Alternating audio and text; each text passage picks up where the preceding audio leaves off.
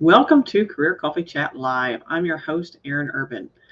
And what I'm here to talk to you about today is how to break that busyness cycle. So, if you're a high achiever and you're tuning in and you're like, yes, well being is a great idea, I know I should embrace well being, and it just doesn't stick. This show is for you. Today, we'll be talking about how to break the cycle of pain and break your busyness programming. What does it take to truly embrace well being? And no, well being is not just about doing complicated yoga poses at some fantastic resort or trying to quiet your brain during a mindfulness or meditation practice. Although that certainly can be a part of it, it's not just about that. So today, we'll be talking about is how high achievers, leaders, you know who you are, struggle with embracing well being. And like I said before, it's not that you just don't want to have well being in your life, it just never really seems to stick. So come on in, say hi, say where you're from, pull up a chair, let's have a conversation on the Career Coffee Chat today.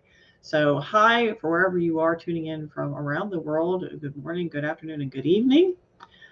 Again, my name is Erin Urban. You can find out more about me at coachyurban.com. And what I do is I help high achieving leaders and teams elevate their impact, access their zone of genius so you can live a more richly rewarding life and career. So let's talk about what business programming is, because today we'll discuss how this programming is creating a self-defeating cycle that honestly hurts you, particularly during most chaotic times. I don't know if you agree with me, but right now there's a very strong change cycle going on. A lot of things have happened over the past couple of years, and we're not quite back to normal, whatever that means. Also, what a simple well-being practice is and what you can do to easily achieve more clarity, calm, and confidence in your day. Like I said before, it's not really about becoming a yoga guru or taking bubble baths or even taking long walks. All those are nice to have, but that's not really what well-being is. It goes a little bit deeper than that. And plus, how well-being enables you to access your zone of genius and be the best version of yourself. So come on in, say hi, tune in, check, say hi, say where you're from. I'd love to hear from you. I'd love to hear your questions. Don't be shy. And if you're tuning in later or watching the replay or listening to the podcast, give us a thumbs up, give us a shout out, ask your questions because we want to be able to help you. And I see Donna's tuned in. Hi, Donna. Great to see you today. I want to make sure that I'm answering your questions and I'm here to help you thrive no matter where you are in your journey. So, if you identify with being a high achiever, and yes, well being is nice to have, it's just really not something that you find happening in your schedule very often. As one of my coaching clients shared with me just a few weeks ago, in fact, she said, well, well being, busyness is, yeah, well being is great for my team, and I definitely support that for my teams that report to me. However, I just don't have time for it. Can we say red flags are going off here? So, yes, until we had that conversation, she didn't realize that by not taking time for herself, she was number one, sending a very clear message that honestly, that's not really something she supported. Because, quite frankly, as a leader, you embody what you expect your team to perform to. So you are the physical representation of the metrics you support. So you can say that you support well-being, but if you're not embracing it for yourself, chances are your team doesn't really feel comfortable doing that either. Number two, if you don't have any sort of well-being practice at all as a leader, and leaders, you know who you are, and for those of you who are high achievers, you also know who you are, then chances are you're not showing up 100% either. I know, I've been there, done that, got the t-shirt and the hat and the mug. So, as you're tuning in, say hi, say where you're from, and let me know what your questions are when it comes to well-being and how to insert that into your life. What are your challenges? What are you running up against? Because I want to hear from you. I want to make sure this time is meaningful for you. Hi, Deanna is tuning in over here from Chicago. Great to see you. I hope you're having a wonderful day as well. We also have some other people tuning in from LinkedIn. So what I'm going to do is go over here and hop on while you're thinking about what are those big questions for you that you have when it comes to being a high achiever? And most importantly, what roadblocks are standing in your way? Because I want to make sure that I can help you. So it's good to see you, Donna. Again, always great to see you. She says hi. Let me know what your roadblocks are. Because busyness programming is seductive and it is sabotaging. And for me, this became very poignant, although it didn't quite hit home that it was busyness was a part of it. But as a younger professional, I was very much what next focused. And to be honest, I still am a very action oriented person. So for me, I have no idea how to sit still. I have to look up what the definition of couch potato is when I'm told to rest. But as a young professional, what it really hit home was I didn't necessarily take time during the day to do what was necessary to build effective relationships. I was so focused on the what next, to get the to-do list, the getting things done, the actions, that I didn't recognize that taking time to develop positive relationships and having some margin in your day is also an important action as well. So when you look at it from that perspective, actually having a well-being practice is an action. It's not just around sitting about putting your feet up, although that kind of sounds nice from time to time. But when we're so busy and we don't have any margin in our day, and there's magic in those margins, this can keep us from accessing our zone of genius. And if you're too busy to think clearly, how the heck are you going to access your fullest potential? I certainly wasn't, and it hurt me. It hurt me tremendously. I was not seeing the career advancement that I wanted. I wasn't getting promoted like I wanted to be. I didn't really understand why. And part of the reason was I was shackled to some career myths. And one of those that I was tied to was being busy. I have to be busy all the time. Well, this is quite common, actually. Our society worships this busyness ideal. Now, fast forward to the present. The quote unquote future of work is here now, and we're on the brink of authoring an exciting new age for the whole of humanity. It's a wonderful and exciting and somewhat challenging time. And it's up to us to define what that looks like, feels like, and truly empowers us for a fulfilling life and fulfilling work, careers as well. Additionally, we're in kind of a crunch zone right now. And this is a time of massive change that overwhelms our capacity to accept more. And when we're overwhelmed, it's easier for our brains and bodies to slip into old habitual ways of thinking, programming, if you will, because it takes less energy. But that programming tells you to be busy, which is the exact opposite of actually what you need to survive during this very strong change cycle. Now, well-being. Well-being isn't about doing more. It's not about taking on more things in a 20-step program to make you feel better. That's not very useful. I don't know about you, but that would not be very useful for me. I would probably opt out for that type of program very quickly. So when you're thinking about a well-being practice, oftentimes people are thinking about adding to their schedules versus the opposite. And of course, now that we're so overwhelmed with everything coming at us, 2,000 emails a day or whatever it's looking like for you, I think the average American receives somewhere between 180 to 200 emails a day. I don't know if that's possible to actually process. Let me know if you're capable of doing it. I'd love to hear from you. But in order to author a new age that honors how you want to experience fulfillment, we need clarity. In order to have that clarity, it's critical to have space, have calm. And a simple well-being practice is the easiest way to get there, not complexity. Plus, by creating clarity, you're better able to access your zone of genius. There's magic in those margins that you create every day. So let me know what's coming up for you right now. If you have any questions and you're like, wait a minute, what? I want to hear from you because this is about me helping you. But when you're zipping through life at a zillion miles per hour, there is little room for you to even be aware of the opportunities that arise, much less connect with them from your highest expression of yourself, if that makes sense. So your zone of genius is not accessible when you're busy being busy. Make sense? I've even heard someone say that they don't have time to make time or have time to find time, which is kind of funny because I've been there. I know what that feels like. And it can be challenging to break that cycle of pain and embrace well-being, embrace that we need to advocate for ourselves because superficially, yes, we know that we must But that's where it stops. Very few people take well-being from the cerebral into the emotional and physical level. You know it, but it's cerebral. All you have to do is think about it. You don't have to do anything with it when it's up here. But when you absorb it into your psyche, into your being, that's when action happens. And that's where the disconnect is for a lot of people. Let's talk about some other disconnects as well. So let me know if you have any questions. Because we are addicted to busyness. We have what's called busyness programming, and it starts in childhood, very early childhood. Let's take my childhood, for example. Good old American, but me, I'm, average American family, and we all worked ourselves to pieces.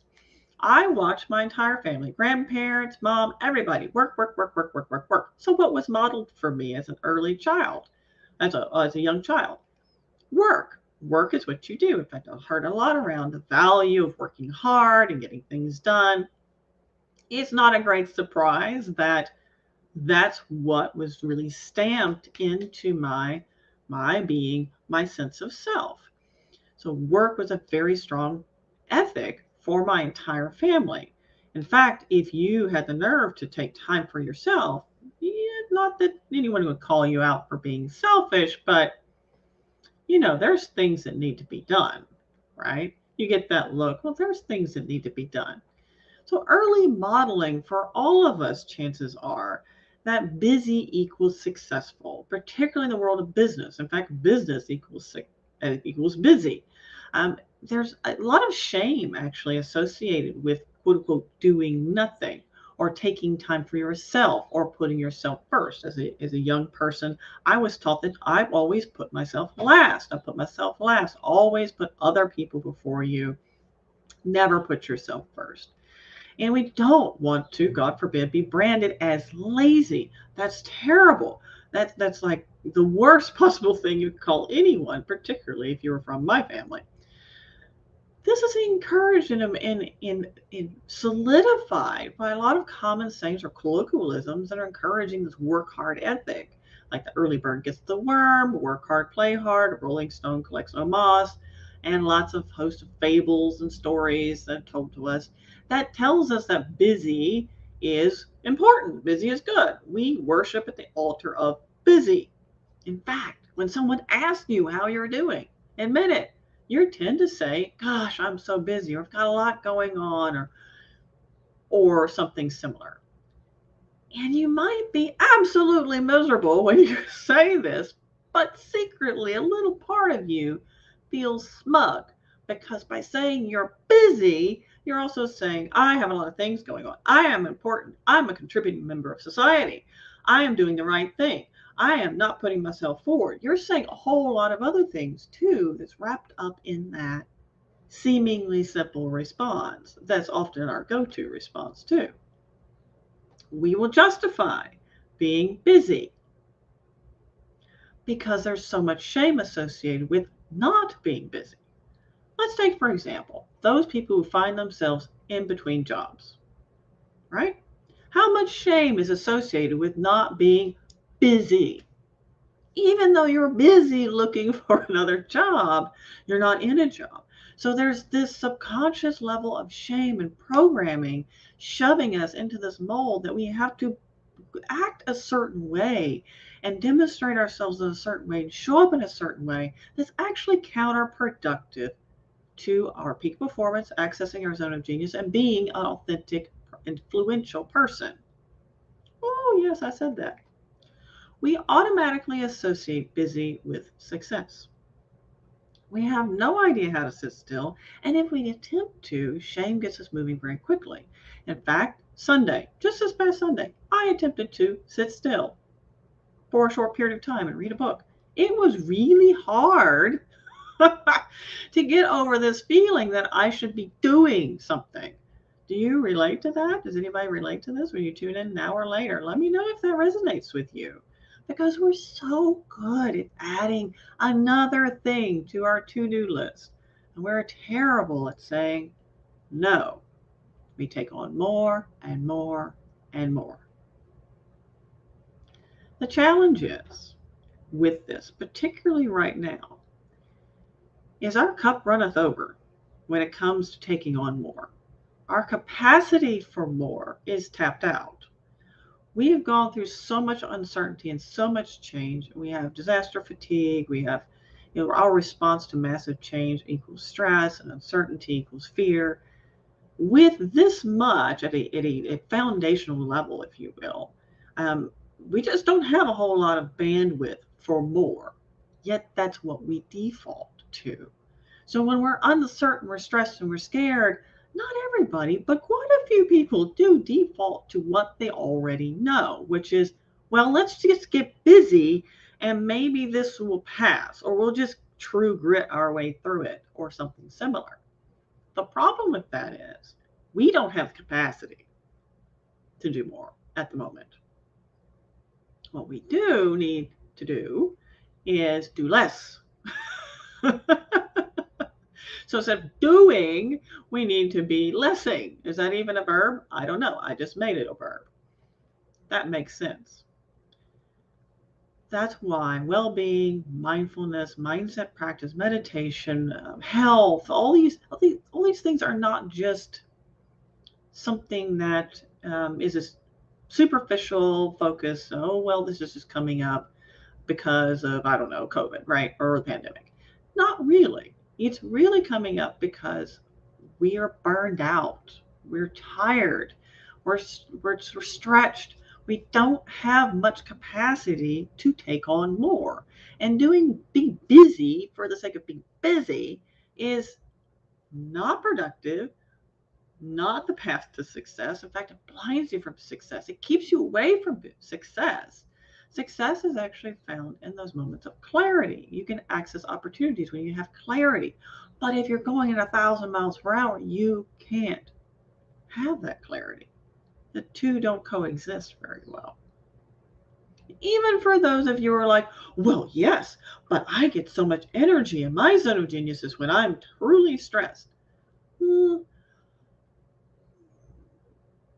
There's a tipping point, right, for everyone. Even if you're someone who really resonates with, well, I just get better work done when I have a deadline or there's something. Well, yes, that's called goal attainment. That's pretty normal. And I would also have to say that it would not do you any good if you had 5,000 things at that same deadline to do. Chances are you couldn't really work through that very well. So Donna says, oh, yes, I can definitely relate.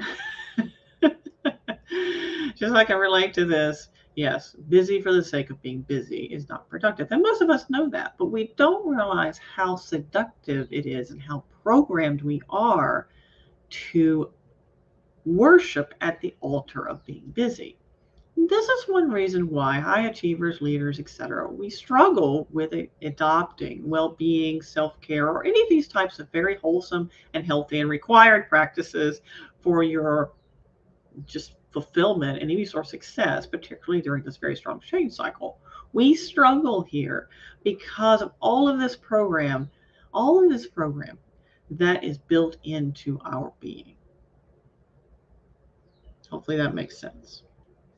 Now let's talk about what a straightforward, successful, easy well-being practices look like. And there's three main foundational elements, if you will, because a healthy well-being practice doesn't require you to contort your body into a variety of yoga poses and try to get your brain to shut up when you're meditating. Good luck with that. Actually, I do have a way to do that. If you're interested, let me know.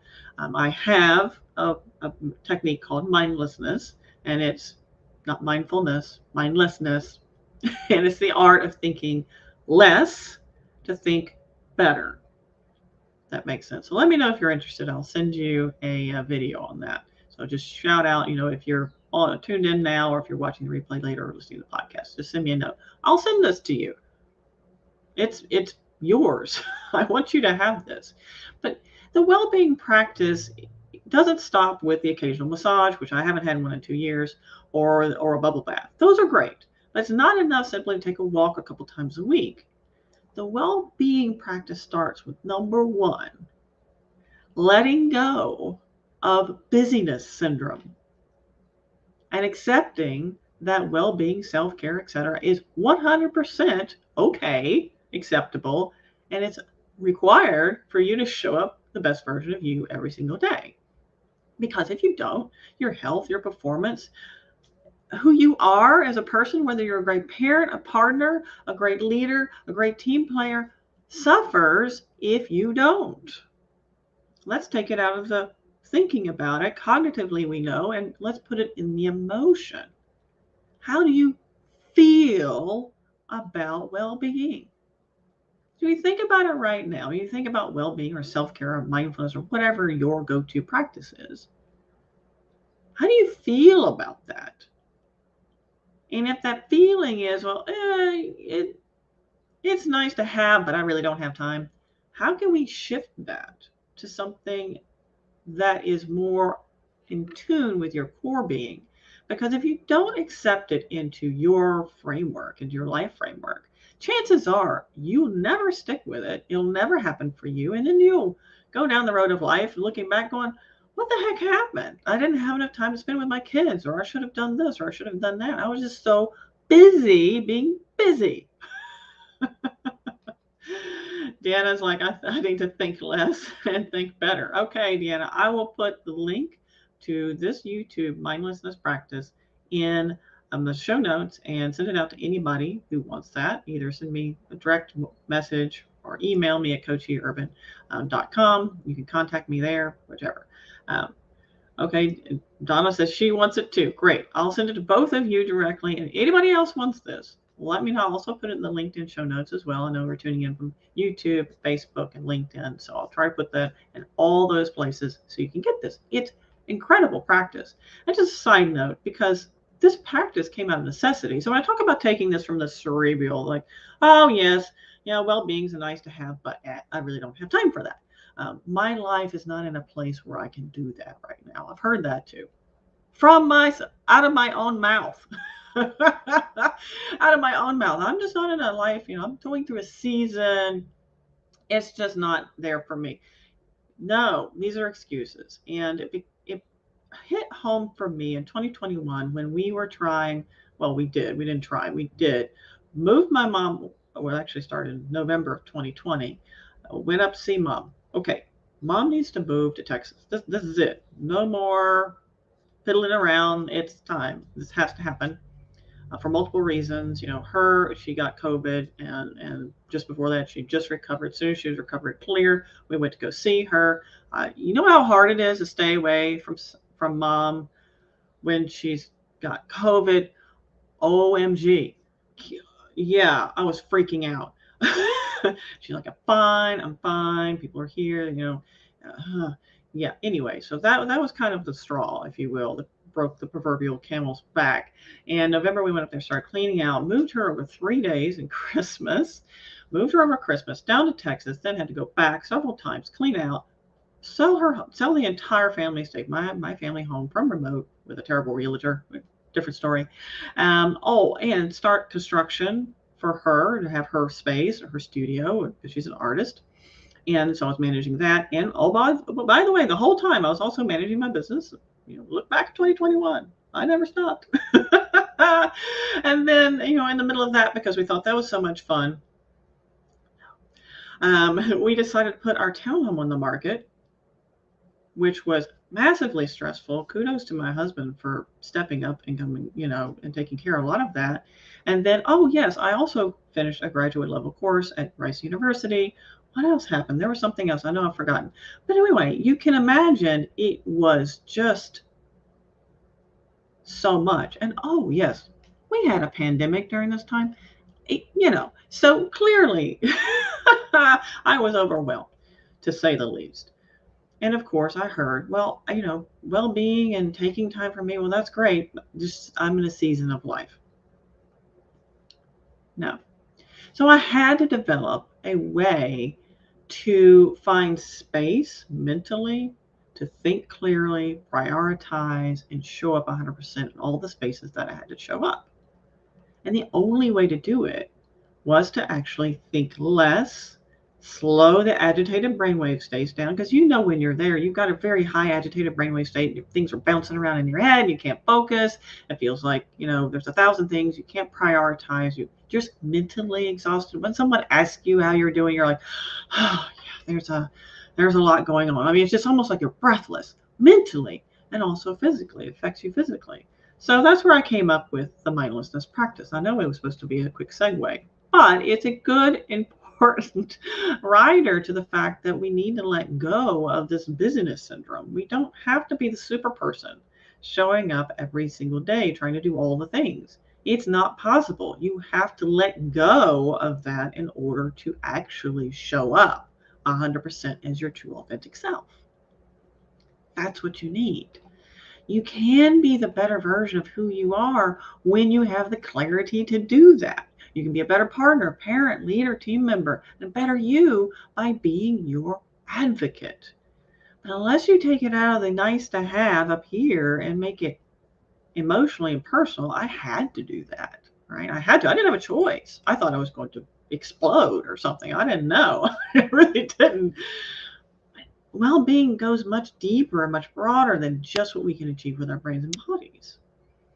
Well-being also ties into whether or not we're advocate for ourselves in our career, or whether we share our goals or what we want to accomplish.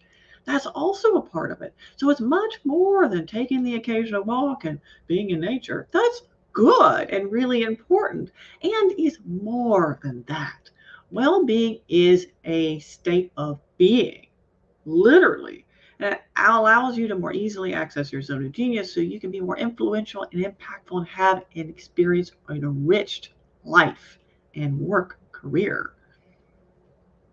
But you won't stick with any type of well-being practice if you're not your own advocate. If you hold on to those myths about busyness equals business equals busyness, or successful equals sacrifice. Oh, we have to give up to go up. In fact, one of my most favorite leadership gurus, that's one of his pet phrases, give up to go up. Really? Said who? If you want to give up something, give up this addiction, this myth that you always have to do. You always have to do. You don't. There's magic in magic in those margins.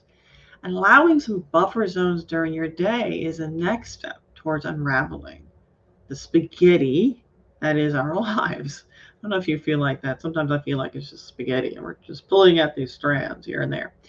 But that spaghetti makes it difficult to have the clarity you need to be calm and centered and confident, to see the opportunities that are probably right in front of you and be aware enough to make informed decisions. Simplify. You want to have magic, you want margin in your life, some buffer zones.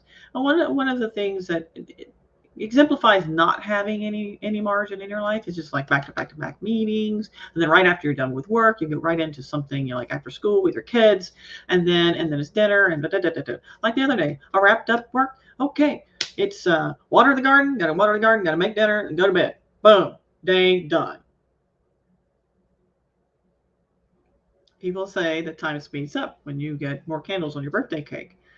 I say, well, I think our perception of time speeds up, because when we have more candles on our birthday cake, chances are we also have a lot more things going on, and we're so good at adding things to our to-do list, and we're not so great at not adding them, or saying no, or not volunteering for the thing, or delegating something, or having someone else do your grocery shopping, whatever that looks like for you. We're not great at doing that. We just add more on.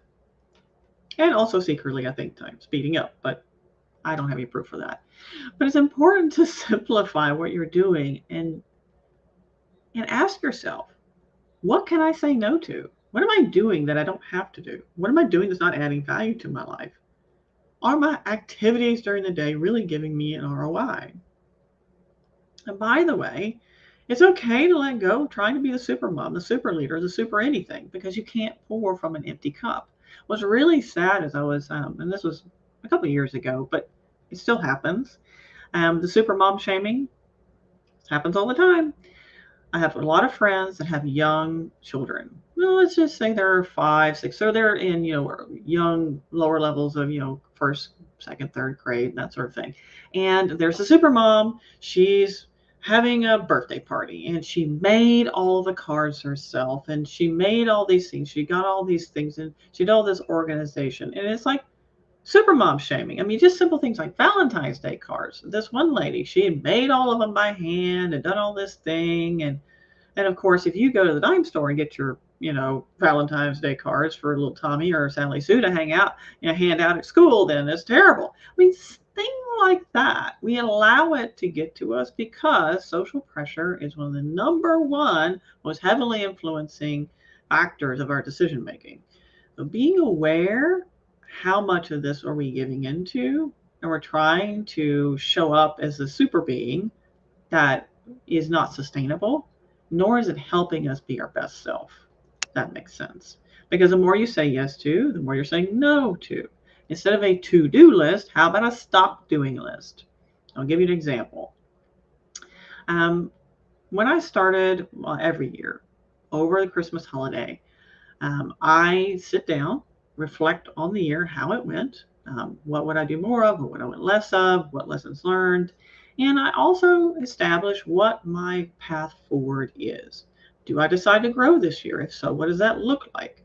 And this year, over the Christmas holidays, so technically the last year, but for this year, I was planning my business strategy, my business plan for 2022. What does it look like? What does coachyurban.com look like? What does that look like? Everything. I mean, what do I want to, where do I want to grow? What do I want to do less of? What do I want to do more of? And I got very real on what I would accept into my life, what would I do less of, and what would I do more of. Very real. I made a list. I made a list of all the things I felt like I should do. I made all the list of the things that I was doing. And then I made a list of all the things I wanted to do. And then I got very real with myself and said, okay, I know who I want to connect with out there. People like you. How do I make that happen? And I got very real about saying no to a lot of things. Oh, I feel like I should do this. Nope. Oh, I feel like I should do that. Nope. What does that look like for me? And what can I simplify in my business and in my life to make sure that I'm showing up 100% in the areas that matter most, instead of chasing shiny objects or being a victim of stop shoulding on myself, or being, feeling like I need to fill space with something when it's really not necessary. Another true story, and this was in 2020. So 2020, as we know, crazy time. And I was on the forefront of getting virtual speaking. We're doing virtual speaking. I don't even know how many virtual speaking events I did that year. It was a lot. And my business and everything else, very, very busy. And I remember that I was thinking, oh gosh, I need to get this stuff on social media and get these things posted. I really wish I could go ride my bike today because I haven't ridden my bike, blah, blah, blah, blah, right? This mental chatter that's going on. And suddenly I just stopped. I was like, wait a minute.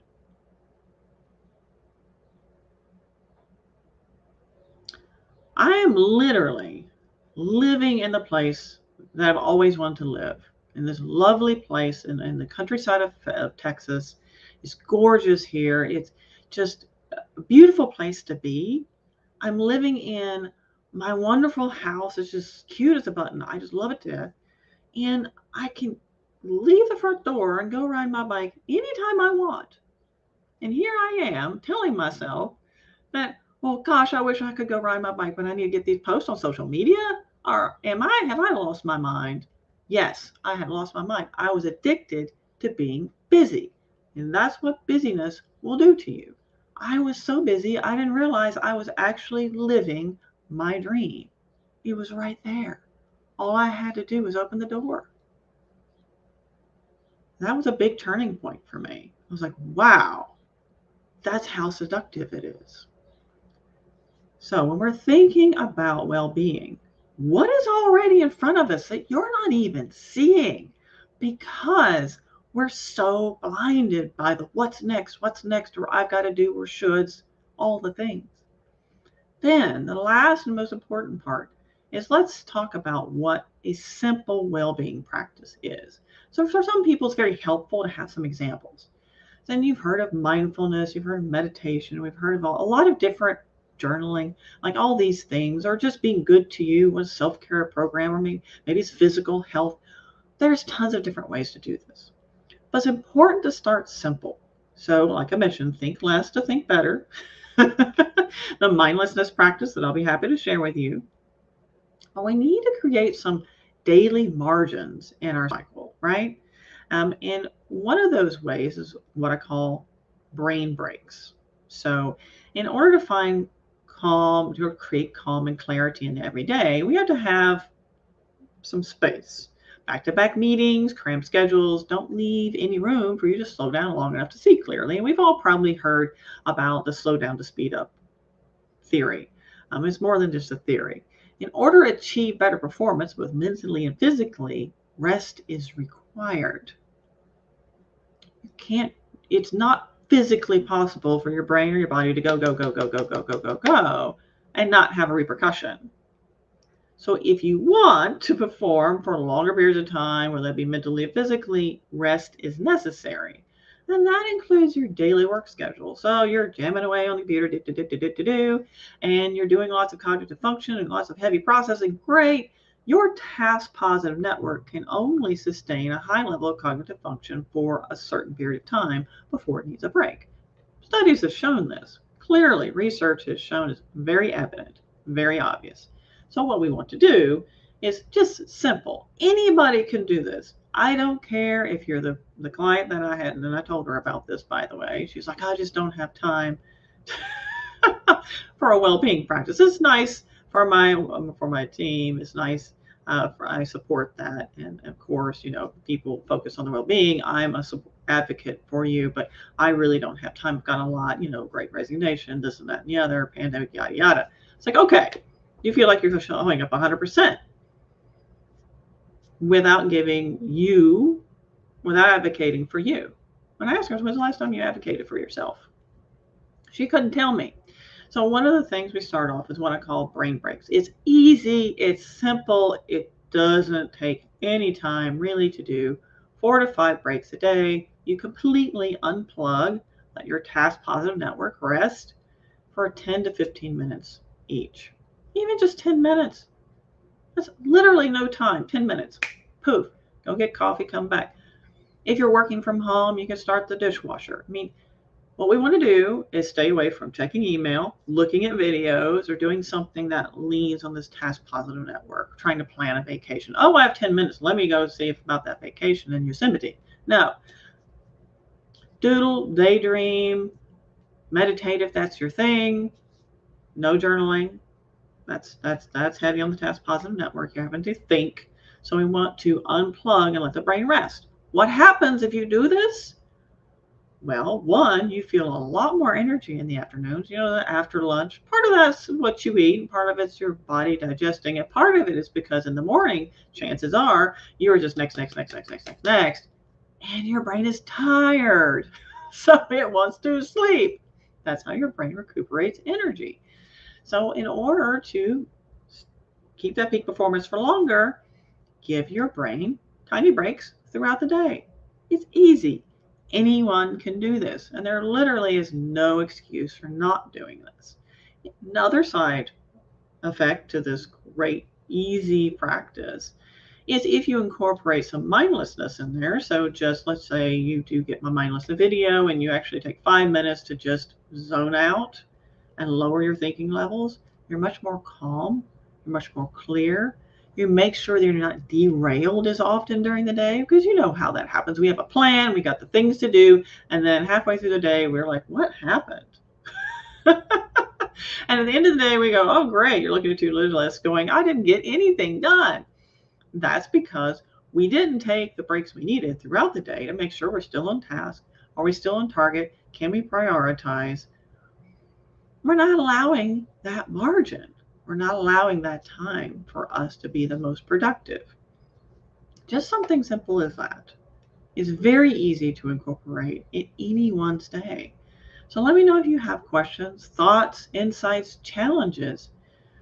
I'll be wrapping up the show in just a minute, but I want to make sure that you have the tools you need to perform at the highest level, achieve more calm, clarity, and confidence in your life and in your career. And well-being is bubble baths are great, but well-being is not just bubble baths and certainly not contorted yoga poses. But if that's your expression of well-being, fantastic. But for a lot of people, that's just a lot to ask, particularly with everything they have on their plate right now. I know with leaders, particularly, not just leaders, but leaders do have quite a bit. We have the great resignation going on right now. We have a lot of attrition and retention issues. They're onboarding new talent, knowledge loss, and people leaving, people coming, people going. They're having to shoulder some of the weight, and they're having to deal with a lot of people's morale is suffering and leading teams in a virtual environment, which, yes, we've been doing for a little while, but it's quite taxing. Plus, being the crunch point, and if you're middle management, you're definitely between a rock and a hard place with everything coming down to you. So it's a lot to manage. And a lot of professionals, quite frankly, are feeling just a little tired, whether they're in middle management, upper leadership, or not. It really doesn't matter. A lot of us are feeling just a little tired. So asking us to do more, asking yourself to lean into that busy cycle, which is not helpful, not productive, will not fuel or empower you in any way, shape, or form.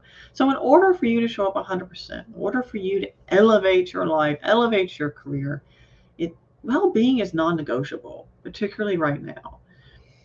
So my friends, we're getting ready to author a beautiful, wonderful new era, a new age in our human timeline. And it is, I think it would be a huge shame if we're all so busy we were actually present to experience and, most importantly, author the future that we want.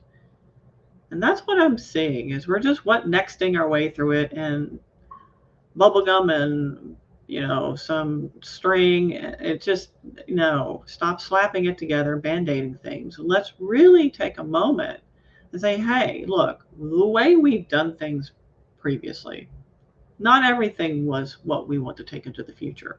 So what do we want to take into the future? What is that fulfilling and rewarding work life that you want to have?